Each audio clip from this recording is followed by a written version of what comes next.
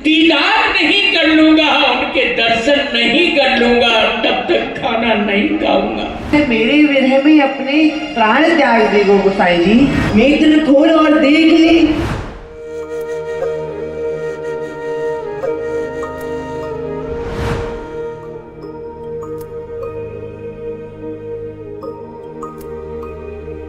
ओम कृष्णाय वासुदेवाय हरये परमात्मने प्रणतः क्लेशनाशाय गोविन्दाय नमो नमः।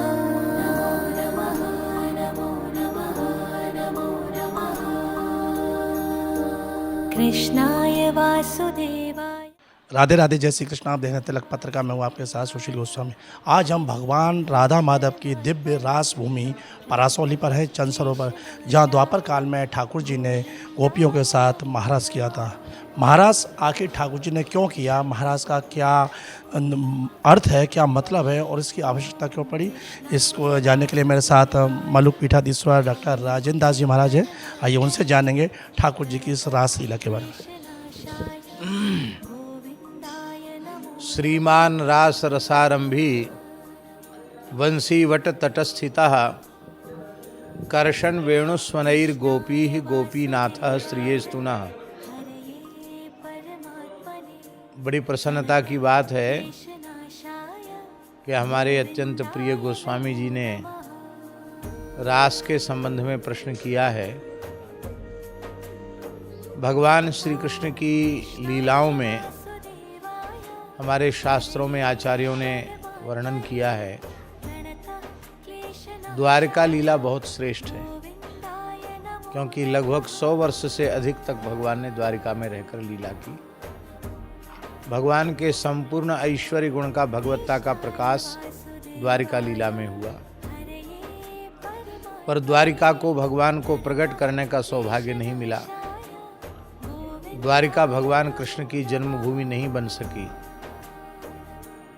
भगवान के को प्रकट करने का सौभाग्य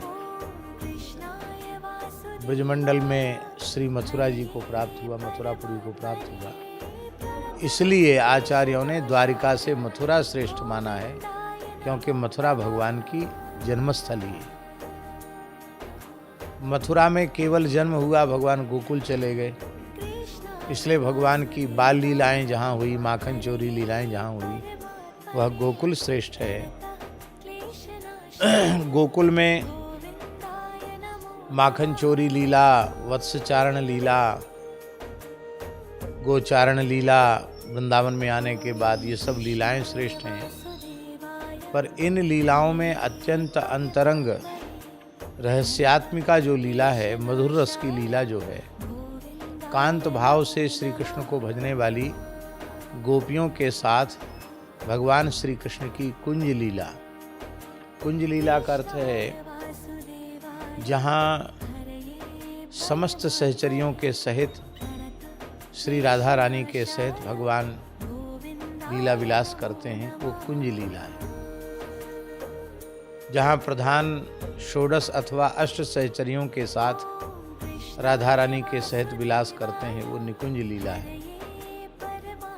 और जहाँ सखियाँ भी एकांतिक कुंज में युगल को सेज पर पौढ़ाकर चली आती हैं, वह एकांतिक कुंज की लीला निवृत्त निकुंज की लीला है।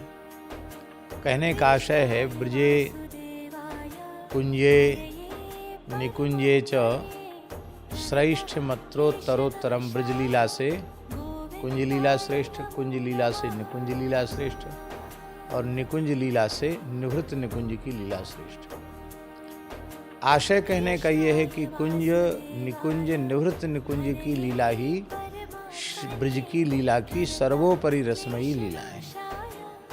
और जिसमें कुंज लीला, निकुंज लीला और निवृत्त निकुंज की लीला, इन रसमयी लीलाओं का विराट स्वरूप, व्यापक स्वरूप जहाँ प्रकट हो, वो रास लीला है। और ब्रह्मा जी की रात्रि पर्यंत भगवान रास विलास करते हैं, इसलिए महारास लीला। तो महारास लीला भगवान श्री कृष्ण की सर्वोपरि है।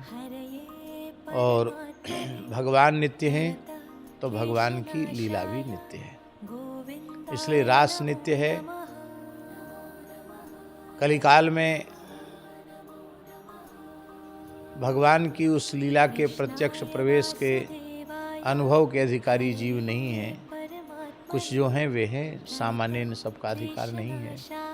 इसलिए हमारे जैसे कलमल ग्रसित जीवों को उस लीला के रस को सुलभ कराने के लिए हमारे ब्रज के आचार्यों ने ब्रजवासी विप्रबालकों को रास विहारी के रूप में सुसज्जित करके, श्रृंगारित करके रास लीला का अनुकरण आरंभ किया, लीलानुकरण आरंभ किया। कब से हुआ है लीलानुकरण? हमने बताया कि लीलानुकरण तो अनादि है, क्योंकि भगवान की सभी लीलाएं नित्य हैं। सबसे पहले लीलानुकरण तो गोपियों ने ही किया। जब भगवान रास के मध्य अंतर्धान हो गए तो श्री कृष्ण की संपूर्ण लीलाओं का अनुकरण गोपियों ने किया, जहाँ तक लीलाएं हो चुकी थी। तो लीलानुकरण एक प्रकार से उपासना का माध्यम है। तो ब्रज में श्री नारायण भट्ट जी ने, निम्बार्क संप्रदाय के श्री घमंड देवाचार्य जी महाराज ने, श्री बंचन जी महाराज ने, अनेक महापुरुषों ने भगवान की लीलाओं का प्रचलन किया और आज भी ब्रजवासी बालक लीलाओं का अनुकरण करके इस लीला के माध्यम से उस लीला में प्रवेश प्राप्त करते हैं। यह केवल मनोरंजन नहीं है। हमारे ब्रज के रसिक संतों ने प्रिया प्रीतम के स्वरूप में साक्षात प्रिया प्रीतम का भाव स्वीकार किया है और उस भाव के अनुरूप उन्हें अनुभूतियाँ भी। जी जहाँ आप विराजे यहाँ चंद सरोवर पे बताते हैं, यहाँ 6 माह तक शारदीय महाराज हुआ और बासंती महाराज। नारायण भट्ट जी ने ब्रजभक्ति विलास नामक ग्रंथ में ब्रज में श्री कृष्ण के 12 महाराज स्वीकार किए हैं। तो उस 12 में वृंदावन भी है, चंद्र सरोवर भी है, गिरिराज जी भी है, कामवन भी है। जड़खोर में अंतिम 12वां महाराज हुआ, प्रतिज्ञावन में महाराज हुआ, नंदगाम में महाराज हुआ, कामवन में महाराज हुआ। तो 12 महाराज ब्रज में हुए और ये जो महाराज स्थली है, सारस्वत कल्प के अनुसार भगवान श्री कृष्ण ने जो शरद की रासलीला की है वो इसी चंद्र सरोवर है। उसके प्राचीन प्रमाण गिरिराज जी में भी उपलब्ध हैं और यहाँ भी हैं और पौराणिक प्रमाण भी हैं उसके। इसलिए ये महाराष्ट्र में भगवान शंकर को तो गोपी बन के प्रवेश मिल गया, लेकिन ग्रंथों में है कि लक्ष्मी जी को आज तक महाराष्ट्र के दर्शन नहीं हुए। ऐसा है, लक्ष्मी जी जो है ना, तत्व की दृष्टि से भगवान के स्वरूपों में भेद नहीं, तो भगवान की शक्तियों के स्वरूपों में भी भेद नहीं है। यहाँ लक्ष्मी जी को प्रवेश नहीं मिला, ये इसलिए नहीं कि लक्ष्मी जी उसकी अनधिकारिणी है। उसमें कहने का भाव ये है कि यह लीला इतनी सूक्ष्म है, इतनी गोप्य है, इतनी मधुराति मधुर है कि ऐश्वर्य की अधिष्ठात्री भगवती महालक्ष्मी, जिनकी कृपा कटाक्ष सब चाहते हैं, वो भी प्रवेश नहीं कर सकती, तो सामान्य जीव कैसे करेगा। केवल ये दिखाने के लिए, समझाने के लिए भाव है। बाकी ऐश्वर्य रूप में वे महालक्ष्मी हैं और माधुर्य रूप में वो राधा रानी है, वेद नहीं है। आपने पूज्य महाराज जी ने महाराष्ट्र के बारे में शास्त्रों के अनुसार बताया विस्तार के साथ, और उसके 3 प्रकार बताए, कुंज लीला, निकुंज लीला, निवृत्त निकुंज लीला। और तीनों का जो सार है वो ठाकुर जी का महारास है। और भगवान ने महाराज जी ने बताया कि नित्य रास किया। ब्रजमंडल में 12 रास का वर्णन है। कामवन, नंदगाम, बरसाना, गोवर्धन, चंद सरोवर, जड़खोर आदि जगह पर रास किया है। और उन्हीं लीलाओं को आज भक्तों को आनंद प्रदान करने के लिए जगह जगह पर ब्रज में रास मंडलियाँ हैं, और वो रास के माध्यम से भगवान की मधुर लीलाओं को यहाँ भक्तों के सामने प्रस्तुत करते हैं, और भक्त उनमें ठाकुर जी के दर्शन कर स्वयं ठाकुर जी की कृपा प्राप्त करते हैं। तिलक पत्रिका के लिए अपने साथी कैमरा पर्सन रिंकू वर्मा के साथ गोवर्धन से मैं सुशील गोस्वामी।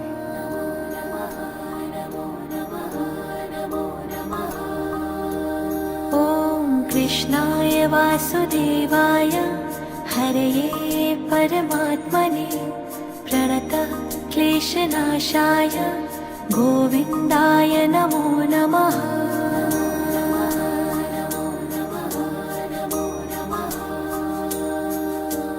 कृष्णाय वासुदेवाय हरये